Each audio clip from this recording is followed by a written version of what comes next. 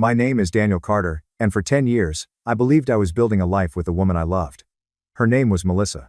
When we first met, she was 24, ambitious, funny, and carrying herself like the world owed her nothing because she planned to take everything she wanted with her own two hands. I admired that about her. I was 27, working 2 jobs, saving every dollar I could, and dreaming of one day owning a small house with a garage, a yard, and maybe a little office where I could start my own consulting business.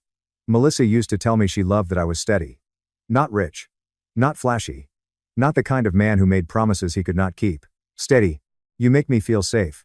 She told me on our 3rd date, sitting across from me in a cheap Italian restaurant where the candles were fake and the bread was free because that was all I could afford. I believed her. For years, I carried those words like they meant something sacred. I married her 3 years later in a small ceremony behind her aunt's house. We did not have much. My suit was rented. Her dress came from a clearance rack. The cake leaned slightly to one side because one of her cousins made it for free. But when Melissa walked toward me that day, smiling under a string of white lights, I thought I had won the lottery. I thought, this is it. This is my family now. I was wrong, I just did not know how wrong yet. For the first few years, life was not easy, but it felt honest. We rented a small apartment outside Columbus, Ohio. I worked as a project coordinator for a construction firm during the day and picked up freelance bookkeeping work at night. Melissa worked at a marketing agency downtown. She was good at her job. Better than good. She was charming, sharp, and knew exactly how to make people feel like the smartest person in the room. Clients loved her.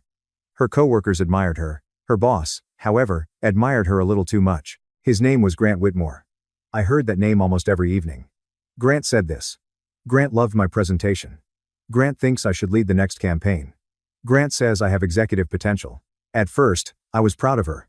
Sounds like he sees your talent, I told her one night while reheating leftovers. Melissa smiled without looking up from her phone. He does, she said. Finally, someone at that company does. I should have noticed the way she said finally. Like I had not seen it. Like all those nights I stayed up helping her rehearse pitches, proofreading her proposals, and encouraging her when she wanted to quit meant nothing compared to one compliment from Grant. But love makes you explain away the little things. The late nights. The new perfume. The way she started guarding her phone. The sudden interest in expensive restaurants and designer handbags. When I asked if everything was okay, she laughed. Daniel, don't be insecure. I'm just finally moving up. That word stayed with me. Insecure. It became her favorite weapon. If I asked why Grant was texting her at midnight, I was insecure. If I asked why she needed to go on another weekend business retreat, I was controlling. If I asked why she no longer wanted to talk about our plans, our house, our future, I was holding her back. Still, I stayed. Because by then, I had built my whole life around the belief that marriage meant fighting through hard seasons. And I was fighting. God, I was fighting. I had been saving money for nearly 8 years. Not just casually saving. I mean skipping lunches, buying used clothes, driving the same old Toyota with a cracked dashboard, taking every extra contract I could find. By our 7th anniversary, I had saved $186,000. That money was supposed to be our future. A down payment on a house. Emergency savings. The foundation for the business I wanted to launch. Melissa knew every dollar was in that account. We called it the Freedom Fund. She used to joke, one day, this fund is going to buy us a life where we don't have to answer to anyone. I did not know she meant herself. The month everything fell apart started quietly. Melissa became strangely affectionate again. She cooked dinner twice in 1 week, which she had not done in months. She suggested we take a weekend trip. She asked about my business plan and acted interested for the first time in years. I remember thinking maybe we had made it through the rough patch. Maybe the woman I married was coming back. One Friday night, she sat beside me on the couch and rested her head on my shoulder. Do you still trust me? She asked. I laughed a little because the question felt dramatic. Of course I do. She looked up at me with wet eyes. I know I've been distant. Work has been a lot. I just need you to know I love you. I kissed her forehead and told her I loved her too. The next morning, she was gone. At first, I thought she had gone to the gym or the grocery store. Her side of the closet looked normal. Her makeup was still in the bathroom. Her coffee mug was still in the sink. Then I saw the envelope on the kitchen table. My name was written on it in her handwriting. Daniel. Just Daniel. No. Honey. No. I'm sorry. No heart at the end like she used to draw. My hands were already shaking before I opened it.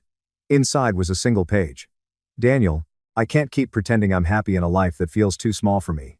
You are a good man, but you are never going to become the kind of man I need. Grant understands me. He sees my potential. He can give me the life I deserve. By the time you read this, I'll be gone. Please don't look for me. Please don't make this ugly. I took what I needed to start over. Consider it compensation for the years I spent waiting for you to become more ambitious. Melissa. For a few seconds, my brain refused to understand the words. I took what I needed. I read that sentence again. Then again. Then I ran to my laptop. I opened our bank account. Balance, $42.17. At first, I thought it was a mistake. I refreshed the page. Same number. $42.17. Every cent of our savings was gone. $186,000. Gone, transferred in 3 separate transactions the night before. My stomach dropped so hard I nearly vomited on the kitchen floor. I called Melissa. Straight to voicemail. I called again. Blocked. I called Grant's office. The receptionist told me Mr. Whitmore was away on extended leave. I drove to Melissa's company like a madman. Her desk was cleaned out. Her coworkers would not look me in the eye. One woman, Ashley, finally pulled me aside near the elevators. I'm sorry, she whispered. They left together yesterday. Everyone kind of knew. Everyone knew. Those 2 words were almost worse than the empty bank account. Everyone knew my wife was cheating on me with her boss. Everyone knew except me. I went home and sat on the floor of our apartment until it got dark. No music. No TV. No crying at first. Just silence. Then my phone started ringing. Melissa's mother, Diane. I answered because I was desperate for someone to tell me this was not real. Instead, she said, Daniel, I know you're upset, but you need to handle this with dignity. I stared at the wall. Dignity? She stole our life savings. Diane sighed like I was being difficult. Melissa told me that money was from both of you. I saved most of it. You were married. Marriage is sharing. She ran away with her boss. Another sigh. People fall out of love, Daniel, it happens. That was the moment something inside me cracked. Not broke. Cracked. There is a difference. Broken means you cannot move. Cracked means something hard begins forming underneath. I hung up. By Monday, I had learned the truth. Melissa and Grant had flown to Miami, then from Miami to the Caribbean. They had planned it for months. She had opened a separate account. She had slowly copied financial records, passwords, and personal documents.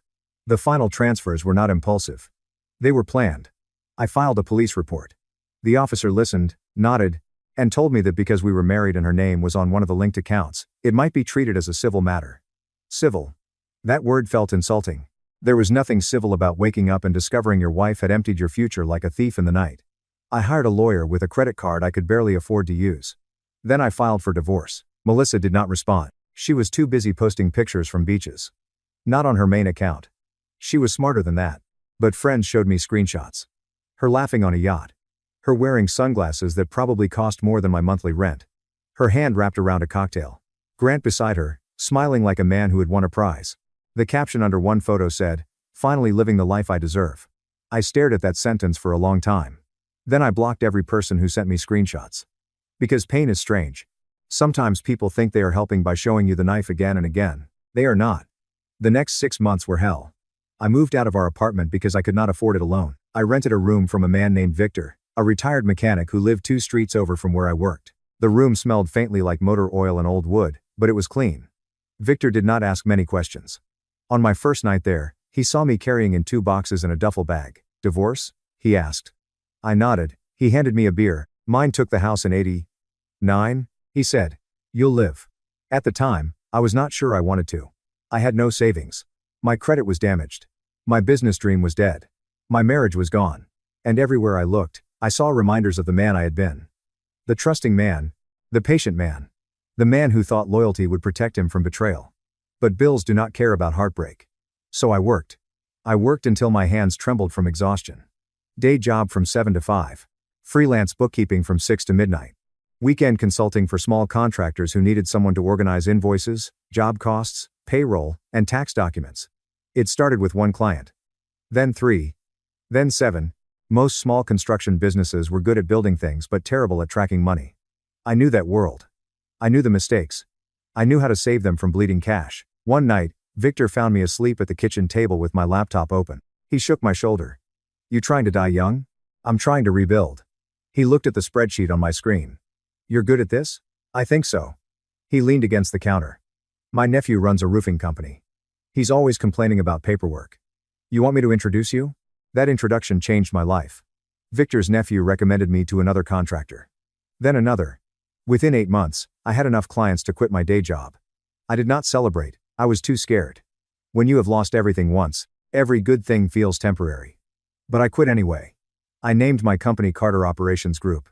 At first, it was just me and a laptop in Victor's spare room. I built systems for small construction companies. Budgeting, payroll tracking, supplier payments, fraud controls, project cost reports. Fraud controls became my specialty. Maybe that was not surprising. Betrayal teaches you to look for missing pieces. By the end of the first year, I had hired 2 part-time assistants. By the 18th month, I moved into a small office. By the second year, I had 23 clients across 4 states and more money in my business account than Melissa had stolen from me. But I did not feel triumphant. Not yet. Success did not erase what happened. It just gave me enough distance to breathe. The divorce finalized without Melissa ever appearing in court. My lawyer tracked her through Grant's addresses and eventually served her. She signed everything quickly, probably because she thought I had nothing left worth fighting over. The court ordered a partial repayment connected to certain funds she could not legally justify taking. She never paid. I did not chase her, not because I forgave her, because I was busy becoming someone she would not recognize. 2 years after Melissa left, I bought a house. Not a mansion. Not some dramatic revenge fantasy. A solid brick home with a detached garage, a wide porch, and a maple tree in the front yard. The first night I slept there, I woke up at 3 in the morning and walked barefoot into the kitchen. The moonlight came through the windows. The house was silent. Mine. Not ours. Mine. I stood there and cried for the first time in months. Not because I missed her. Because I had survived. 2 weeks later, Melissa came back. It was a Thursday evening in October. I remember because it had been raining all day, the kind of cold rain that makes the streets shine under porch lights. I was in my office reviewing reports when my doorbell rang. I checked the security camera on my phone. At first, I did not recognize her. She stood on my porch wearing a thin beige coat, her hair darker than before, her face pale and thinner. No designer bag. No confident smile. No glow of the life she deserved. Just Melissa. Soaked from the rain. Shaking. I stared at the screen until the doorbell rang again. Then my phone buzzed. A text from an unknown number. Daniel. Please. I know you can see me. I just need to talk. My body reacted before my mind did. Heart pounding. Hands cold. That old pain rose up like it had been sleeping under the floorboards. For a moment, I was back in that apartment, staring at $42.17. I almost did not answer. But curiosity is a dangerous thing. I opened the door. Melissa looked at me like she had seen a ghost. You look different, she said. I said nothing. Her eyes moved past me into the house. You bought a place. Yes. That's wonderful. Still I said nothing. She swallowed. Can I come in? No. The word came out calmly. That surprised both of us. She blinked. Daniel, please. It's freezing. There's a coffee shop 6 minutes from here. You can talk there. Her face twisted, just slightly. She was used to the old me, the man who would have stepped aside, handed her a towel, made tea, and asked if she was okay. That man no longer answered the door. We drove separately to the coffee shop. I chose a table near the window. Public. Bright. Safe. Melissa wrapped her hands around a paper cup she had not paid for. I bought it because watching her count coins from her pocket felt pathetic, and I hated that I still had enough humanity left to care. For a while, she just stared at me. Finally, she said, Grant left me. I took a sip of coffee.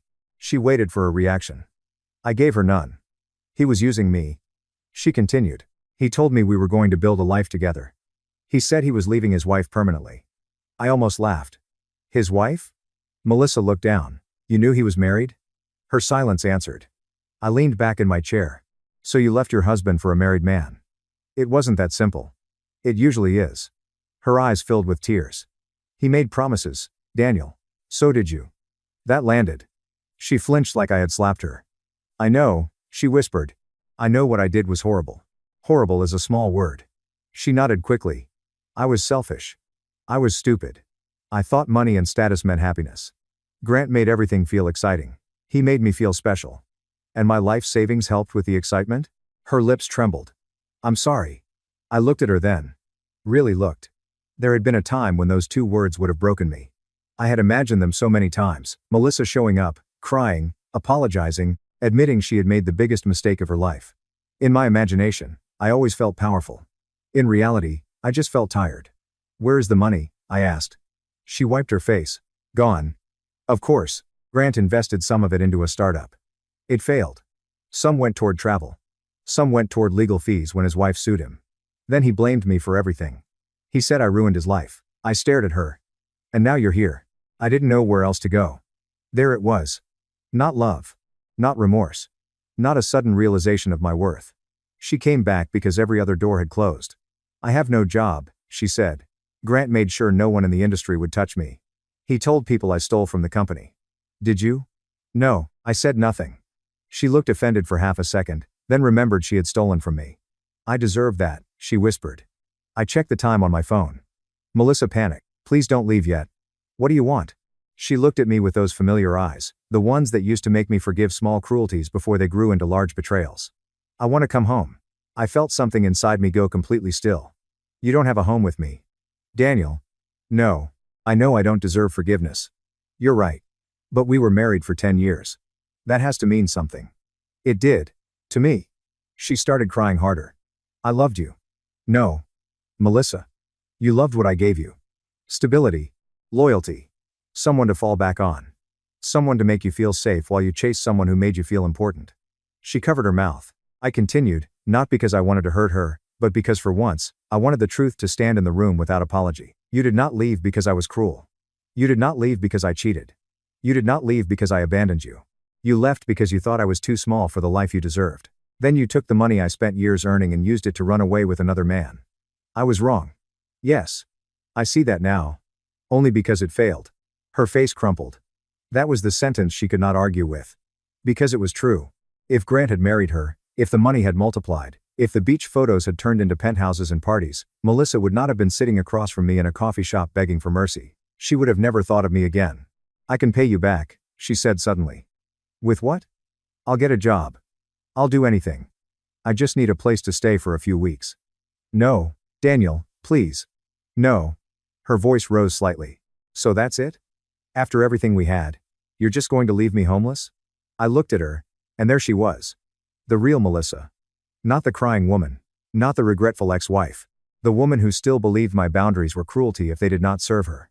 You left me with $42? I said quietly. She froze. $42.17. That's what I had after you walked out. I slept in a rented room that smelled like engine oil. I worked 18-hour days. I rebuilt everything while you were drinking cocktails on stolen money. She looked away. You don't get to stand here and make me the villain because I survived you. The coffee shop went quiet around us. Or maybe I just stopped hearing anything else. Melissa whispered. I have nowhere to go. I reached into my coat pocket and pulled out a folded piece of paper. Her eyes flickered with hope. It was not money. It was not a key. It was a printed list. Shelters. Legal aid offices. Job placement programs. Low-cost counseling centers. I printed it before I came here. Her face changed. You knew? I searched your name after you texted. Grant's divorce case is public. So is the bankruptcy filing. She stared at the paper. You planned this? I prepared. She gave a bitter laugh through her tears. You really hate me. No, I said. That's the part you'll never understand. I don't hate you anymore. Then why won't you help me? I am helping you. I'm giving you information. What I'm not giving you is access to my life. She pushed the paper back toward me. I don't want this. Then leave it. I stood. She grabbed my wrist. Not hard, but desperate. Daniel, please. I made one mistake. I looked down at her hand until she let go. No. You made hundreds of choices. The flirting. The lying. The planning. The transfers. The note. The blocking. The vacation. The silence. The refusal to pay anything back. Every day for 2 years, you made the choice not to make it right. Her mouth opened, but no words came. I placed a $20 bill beside her coffee. For a cab. Then I walked out. The rain had stopped. The air smelled clean. Behind me, through the window, I could see Melissa sitting alone under fluorescent lights, staring at the list I had left behind. For the first time in 2 years, seeing her did not feel like being stabbed. It felt like closing a door. But the story did not end there. 3 days later, Melissa emailed me. The subject line was, I'm sorry. I almost deleted it. Instead, I forwarded it to my lawyer unopened. Old Daniel would have read it 5 times, searching for sincerity. New Daniel understood that some messages are just hooks. A week later, Diane called, Melissa's mother. I let it go to voicemail. Then came the text. Daniel, this is Diane. I know things ended badly, but Melissa is still your wife in the eyes of God. I almost admired the audacity. I replied with one sentence. Melissa is my ex-wife in the eyes of the court. Then I blocked her. 2 days later, Melissa's younger brother, Evan, showed up at my office. I had always liked Evan. He was quieter than the rest of that family. He looked embarrassed just standing in the lobby. My assistant asked if I wanted security to handle it. I said no. Evan stepped into my office holding both hands up. I'm not here to defend her. Good. He nodded. I just wanted to tell you something. Mom and Melissa are telling everyone you refuse to help her because you're bitter and rich now. I laughed once. Rich? That's what they're saying. Of course they are. He shifted uncomfortably. I told them they were insane. I remember what she did. I remember Mom saying you should handle it with dignity. That surprised me. He looked down. I should have called you back then. I was 21 and scared of my family, but that's not an excuse. I'm sorry. For a moment, I did not know what to say. It was the first apology from anyone connected to Melissa that did not come with a request attached. Thank you, I said. Evan nodded. She's staying with Mom now. Just so you know, she's not homeless. I felt something loosen in my chest. Not because I wanted her safe. Because now I knew the coffee shop performance had been exactly that. A performance. She had somewhere to go. She just preferred my house. Evan left after a few minutes. Before he walked out, he turned back. You seem better. I am. He smiled sadly. She always said you weren't ambitious enough. I looked around my office. The glass walls. The team working outside. The framed first dollar from my company hanging by the door. Then I looked back at him. She confused quiet with weak. Evan nodded. Yeah. She did. A month later, I received a letter from Melissa. Not an email. A handwritten letter. For a second, seeing her handwriting again took me back to that envelope on the kitchen table. Daniel. Just Daniel. This time, I did open it. Not because I wanted her back, because I wanted to know whether she had finally learned to tell the truth. The letter was 4 pages long. She wrote about Grant. About how he controlled everything. About how the glamorous life was mostly dead and lies. About how she missed our old apartment, our cheap dinners, the way I made coffee, the way I used to warm up her car in winter. She wrote that she had mistaken peace for boredom. That line stayed with me. I had spent years thinking I was not enough because Melissa wanted more. But maybe the truth was simpler. Some people do not know what peace feels like because chaos makes them feel valuable. At the end of the letter, she wrote, I know I don't deserve another chance. But if there is any part of you that still remembers the woman you married, please let me try to earn back your trust. I folded the letter and placed it in a drawer. Then I went outside and raked leaves from my yard. That was my answer. Not every message deserves a response. Winter came. Then spring. Business grew. I hired a full-time operations manager named Claire, who was smarter than me in 3 different ways and not afraid to tell me when my systems were inefficient.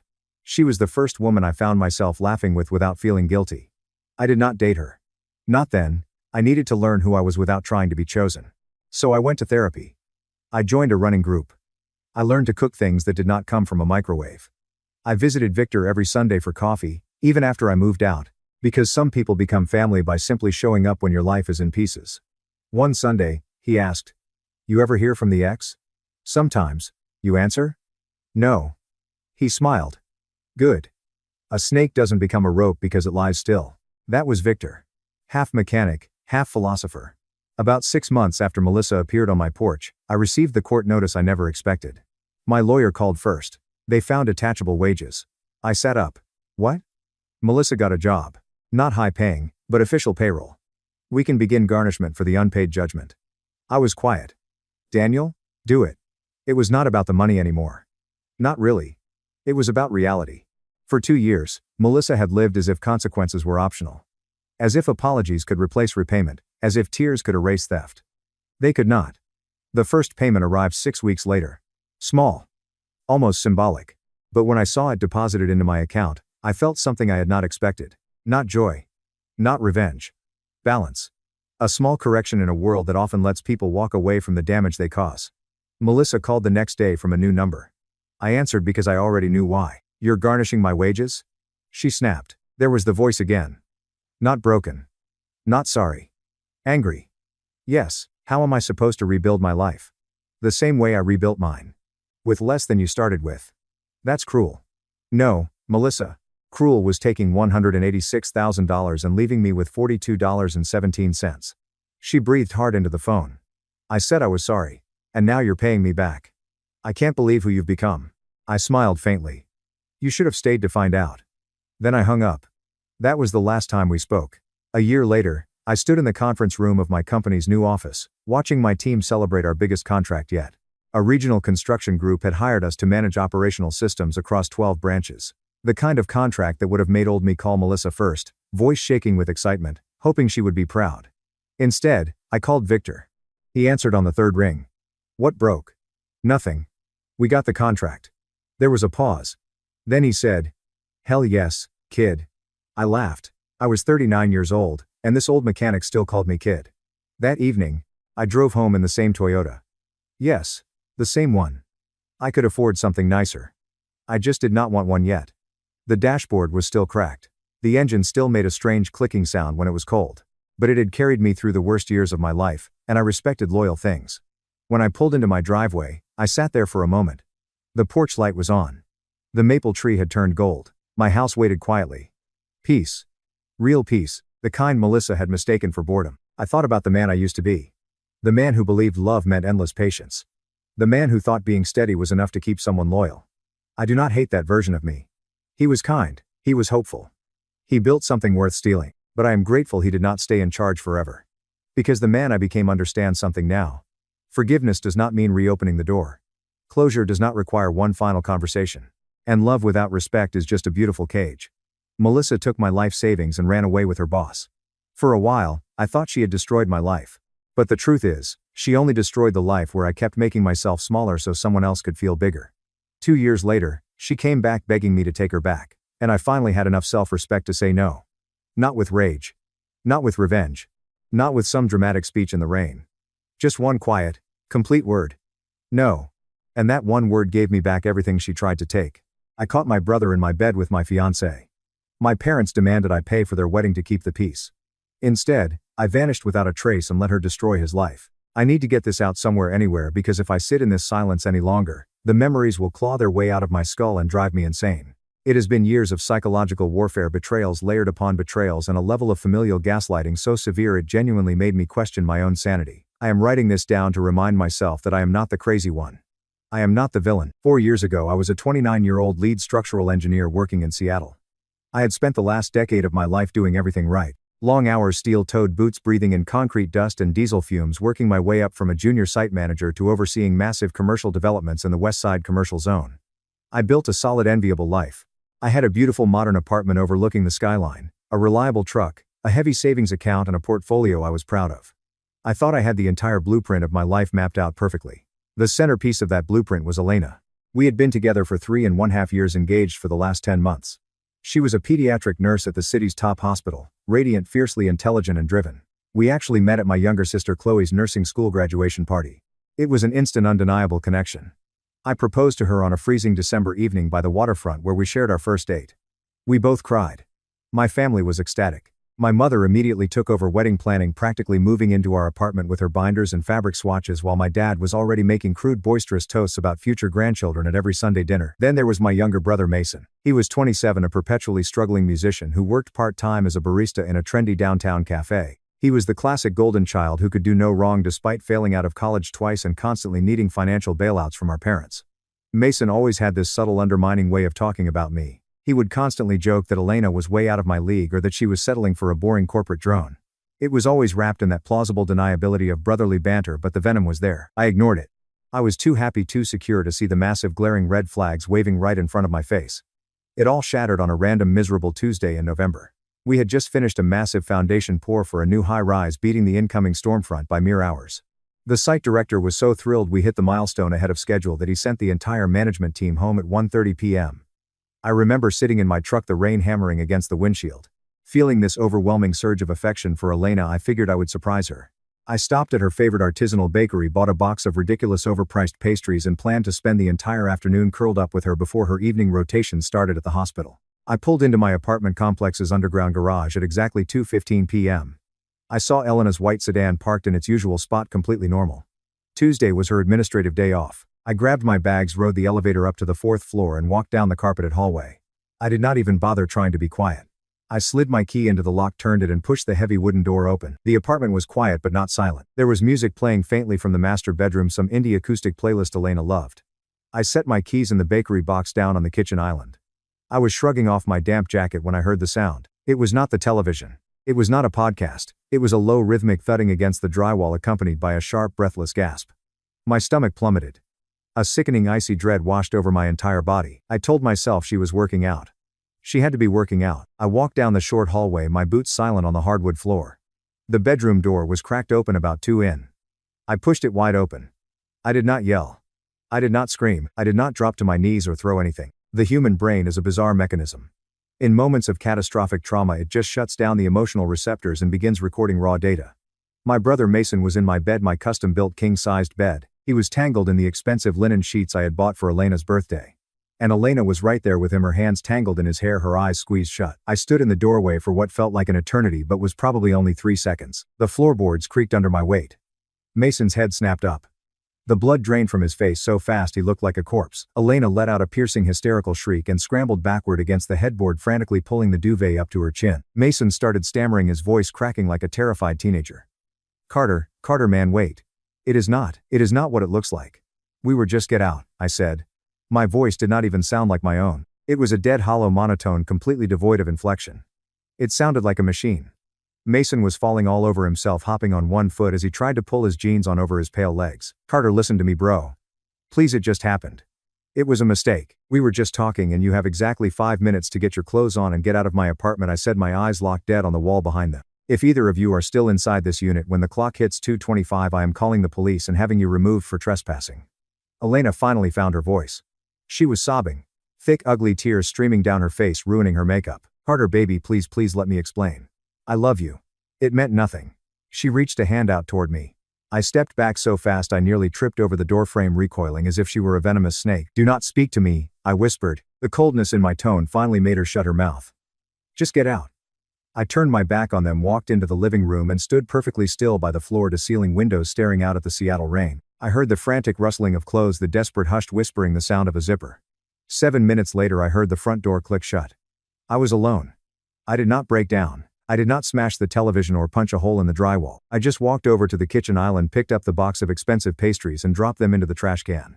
Then I sat on my leather couch and stared at the blank TV screen for 4 straight hours. I felt like someone had hollowed out my chest cavity with a melon baller. At 6:30 p.m., I picked up my phone. I had 42 missed calls from Elena and 17 from Mason. I ignored all of them. I opened my text messages and sent one single line to Elena. The engagement is permanently off. Do not ever contact me again. I will have your belongings boxed up and shipped to your parents' house. Then I blocked her number. I blocked her on Instagram, Facebook, LinkedIn, everything. I took the $12,000 diamond engagement ring she had abandoned on the nightstand, in her panic put it in a small velvet box and shoved it to the back of my junk drawer. Next I called my parents. My mother answered on the second ring, her voice bright and cheerful. Carter, honey, we were just talking about you. Have you and Elena decided on the catering menu yet? I spoke with that same dead mechanical voice. The wedding is cancelled. Elena and I are over. I came home from work early today and caught her in my bed with Mason. There was a horrifying, suffocating silence on the line. Then my mother gasped a sharp, ragged intake of breath and started sobbing hysterically. I heard her drop the phone, heard my dad yelling in the background, and then he picked up the receiver. Carter, what the hell is going on? Your mother is having a panic attack. I repeated the facts coldly, clinically. Mason was in my bed with my fiancée. I kicked them both out. The relationship is over. My dad's voice went dangerously hard.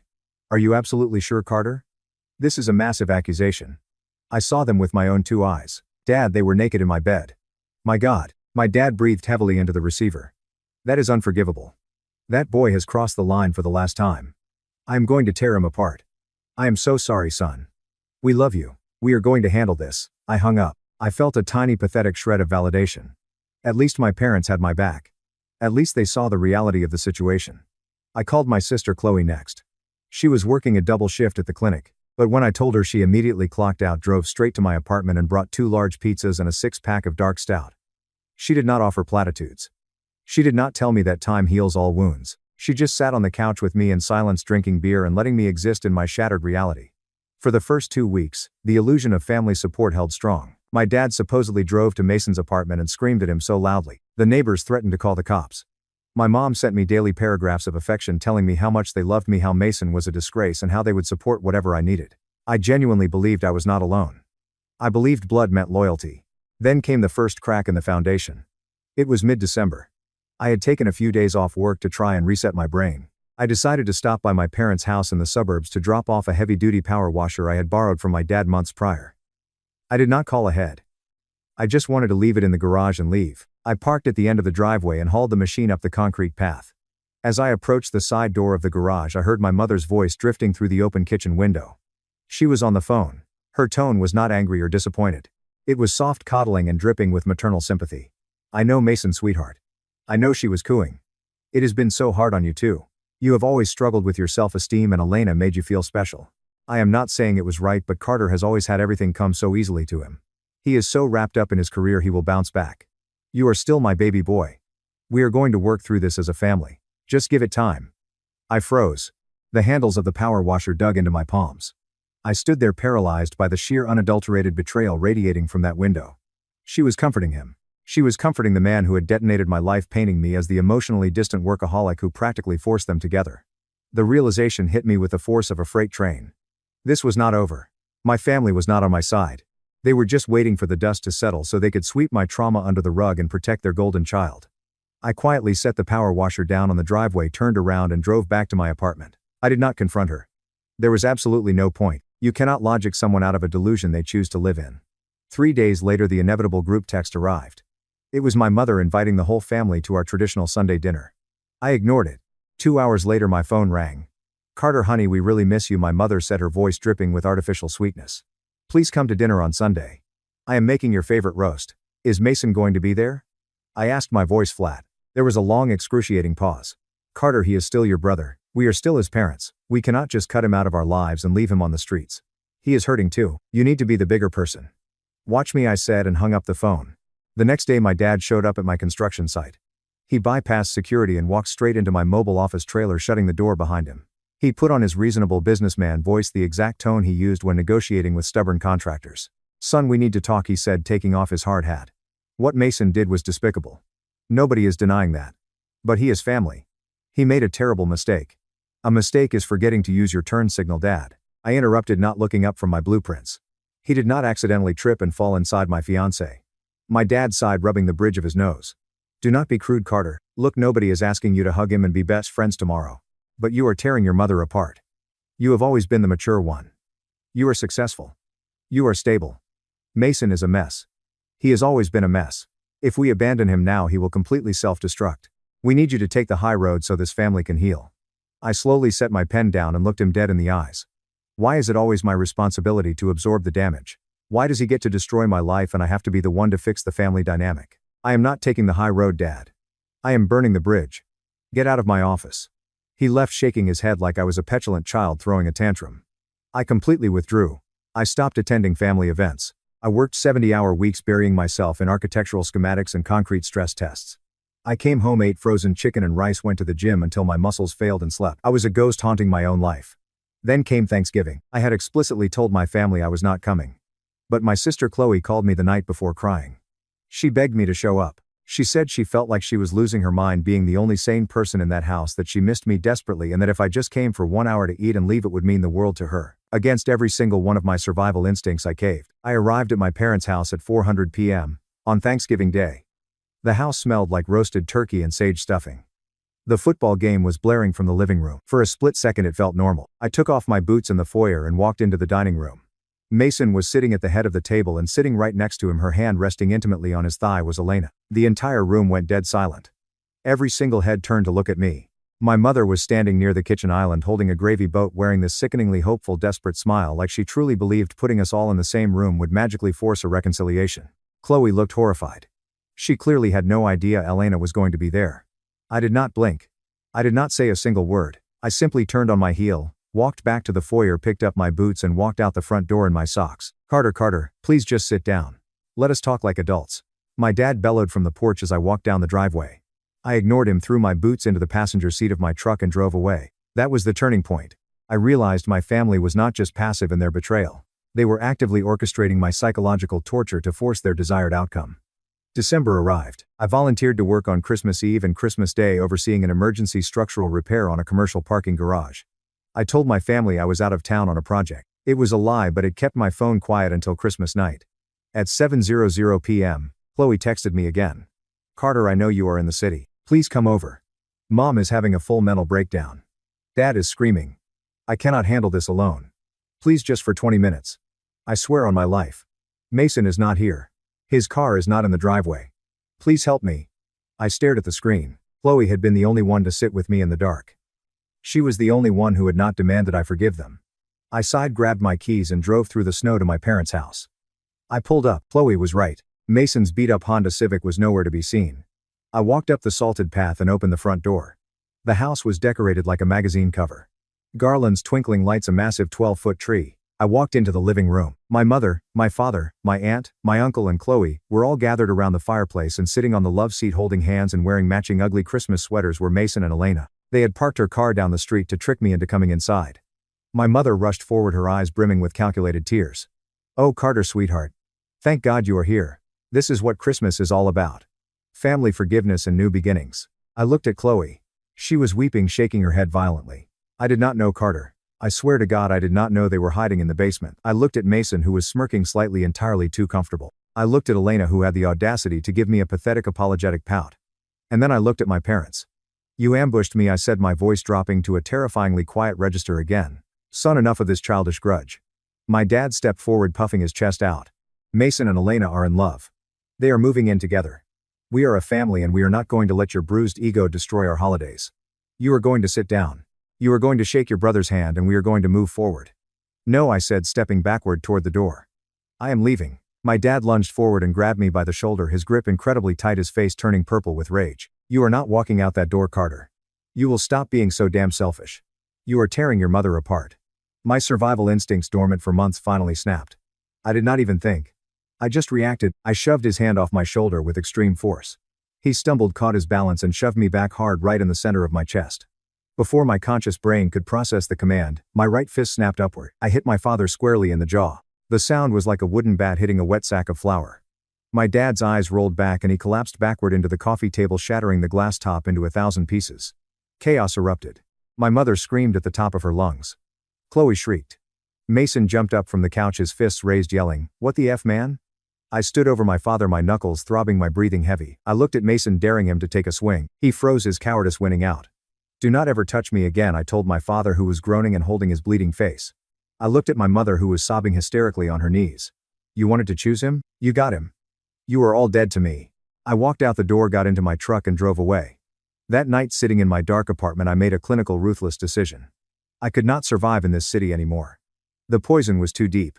I opened my laptop, logged into my company's internal portal and applied for an immediate indefinite transfer to our regional headquarters in Austin, Texas, 2,000 miles away. Because of my seniority and the massive demand for project managers in the booming Texas market, my transfer was approved in 48 hours. My apartment lease was month to month. I had no pets. I had no real ties left. By the second week of January, I had packed my entire life into a U-Haul. I changed my phone number. I deleted every single social media account I possessed. I did not leave a forwarding address. I did not say goodbye to anyone, not even Chloe. I vanished like a ghost in the night. Update 1. Austin was exactly what I needed. It was hot, loud, and entirely disconnected from my past. I threw myself into my new role as senior project manager for a massive downtown commercial development. I bought a small modern house in a quiet suburb, started running 5 miles every morning around Ladybird Lake, and slowly, agonizingly began to rebuild my shattered psyche. For 6 solid months I heard absolutely nothing from the people who shared my DNA. It was pure, unadulterated peace. I was sleeping through the night again. The phantom weight on my chest had finally evaporated. Then in late June I received a message on LinkedIn. It was from my older cousin Jenna. She lived in Dallas and had always been the black sheep of the extended family. Independent, rebellious, and fiercely critical of my parents' toxic dynamics. "Carter, I know you are in Texas. I used a private investigator friend to track your professional license. Please do not block me. I am not a flying monkey for your parents. I have not spoken to them in months. I am coming down to Austin for a tech conference next week. Can we please just grab a coffee? Just you and me. I promise on my life." I hesitated for 3 days, but the isolation of a new city was starting to wear on me, and Jenna had always been a straight shooter. I agreed, naming a highly public, crowded coffee shop downtown. I told her if I saw a single family member within a 5-mile radius, I was gone. I arrived 20 minutes early, scoped out the exits, and sat facing the door like a paranoid mob informant. Jenna walked in alone. She looked tired, but she smiled warmly when she saw me. We sat for 2 hours. She did not ask me to forgive anyone. She did not make excuses. She just told me she was proud of me for getting out, and we talked about our careers, the Texas heat, and normal mundane life. It felt incredibly healing. Before we left, Jenna hugged me tightly. "My birthday is next month," she said. "I am renting out a private dining room at a steakhouse in downtown Austin. Just my closest friends and a few colleagues.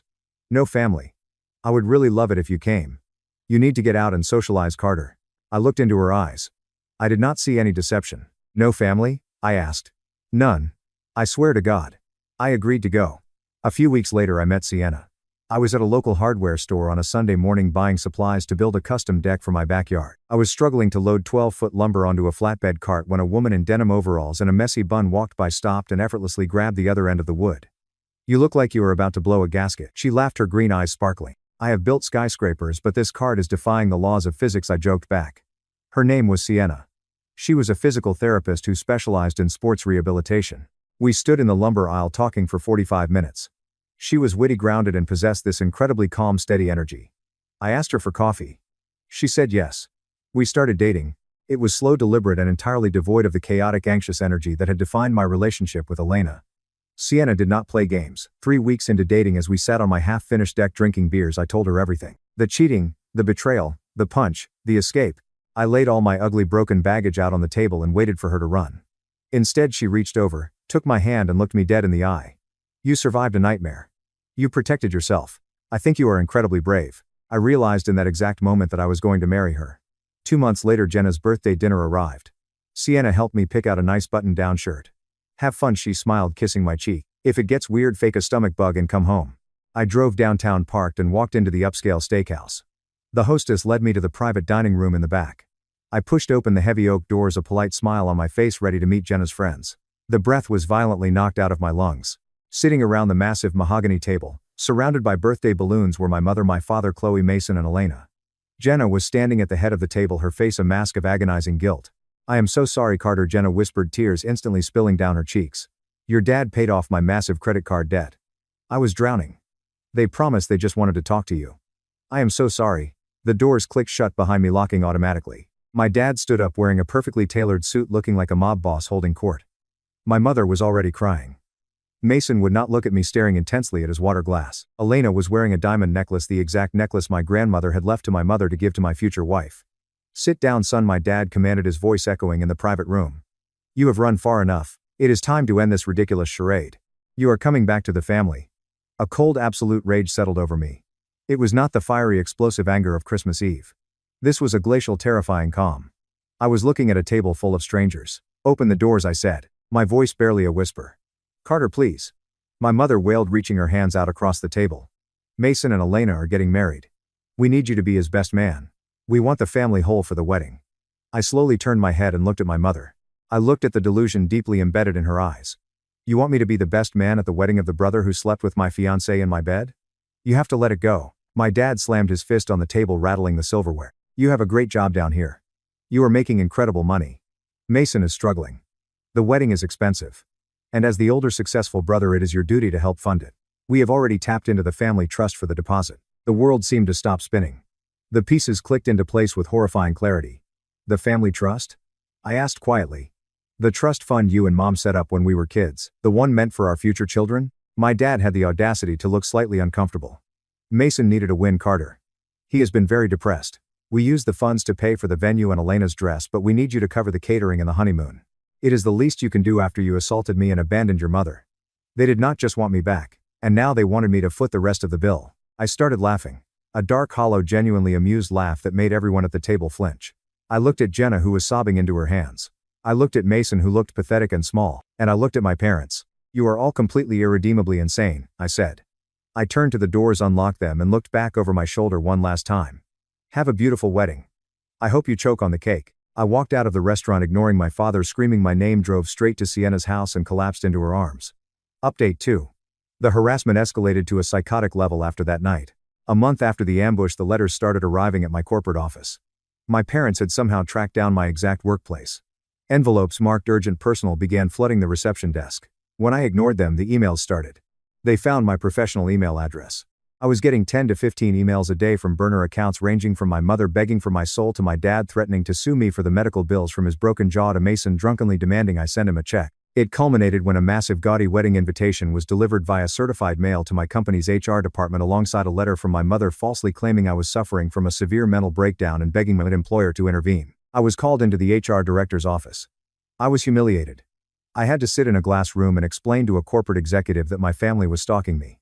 Thankfully, my company took it incredibly seriously. The corporate legal team immediately drafted a severe cease and desist order and sent it to my parents, threatening them with massive civil litigation for workplace harassment and defamation. I did not stop there. With Sienna holding my hand, I went to the Travis County Courthouse and filed for a permanent restraining order against my mother, my father, and Mason. I submitted hundreds of pages of emails, texts, the HR reports, and police logs. The judge granted it without hesitation. The silence that followed was absolute. The legal barrier finally did what my words could not. 2 years passed. Beautiful, healing, extraordinary years.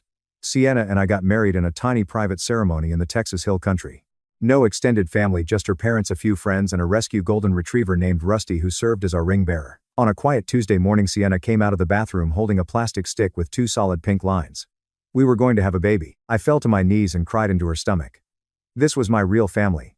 This was the legacy I was going to protect with my life. At 7 months pregnant, we were sitting in the nursery painting the walls a soft sage green when I brought it up.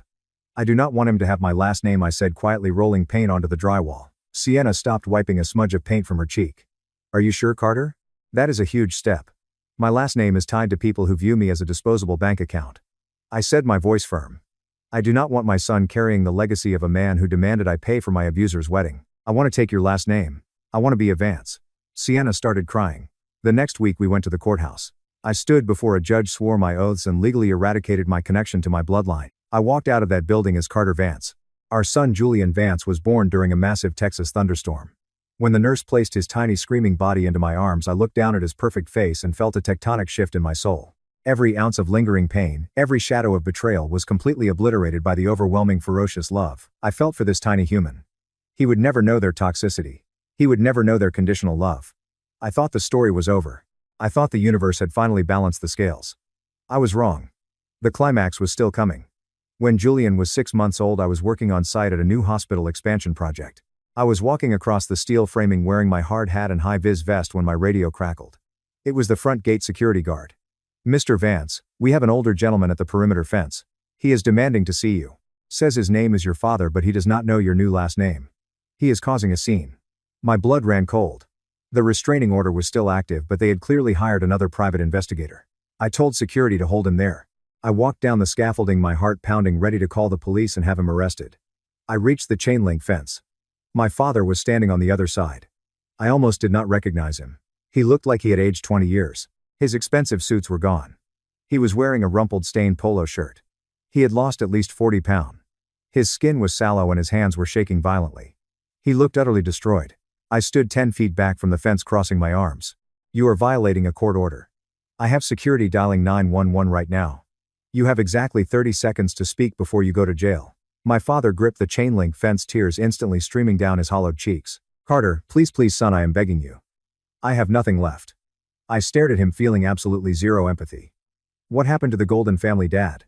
He choked on a sob, his chest heaving, and then the absolute mind-bending truth spilled out. It is gone. Everything is gone, he wept, his voice cracking. Mason and Elena, they destroyed us. Tell me, I demanded, a dark, vindictive curiosity taking over. We paid for the wedding. We drained the trust fund, but Mason wanted to open a high-end cocktail bar downtown. He begged us. Elena said it was his dream. Your mother and I, we took out a second mortgage on the house. We co-signed a $150,000 small business loan for them. We gave them everything. He paused, gasping for air, looking at me with desperate, pleading eyes. Elena was not just cheating on you, Carter. She was cheating on Mason too the entire time. She had been sleeping with a chief surgeon at her hospital since before she ever got into your bed. She only slept with Mason to sabotage her engagement to you because you were too observant and she wanted an easy way out. After the wedding, after the loan money cleared into their joint account, she transferred every single penny into an offshore account, filed for divorce, and fled the state with the doctor. I stood perfectly still. The sheer astronomical scale of the karma was almost hard to process. Mason is facing federal wire fraud charges because his name was on the LLC. My dad continued sobbing openly, now ignoring the construction workers staring at us. His wife left him. He is drinking himself to death. Your mother had a complete nervous breakdown and is in a psychiatric facility. The bank foreclosed on our house last week. I am living in a weekly motel. Carter, please. You are the senior VP now. I saw your promotion on a trade website. You have money. You have a huge house. Please, son. We need a loan. Just to keep Mason out of prison, just to get Mom out of the facility. You are our only hope. I stared at the man who had raised me. The man who had demanded I swallow my trauma to protect the brother who betrayed me. The man who had ambushed me, assaulted me, and tried to bleed me dry. He did not come here to apologize. He came here to use me as an ATM. I felt a smile slowly spread across my face. It was not a happy smile. It was the smile of a man who had just watched a chess opponent accidentally set their own king on fire.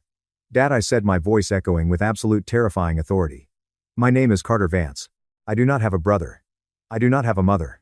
And I certainly do not have a father. Carter, please. You cannot let your family die in the gutter, he screamed, rattling the fence. You chose your family, I said softly, turning my back to him. And now you get to die with them.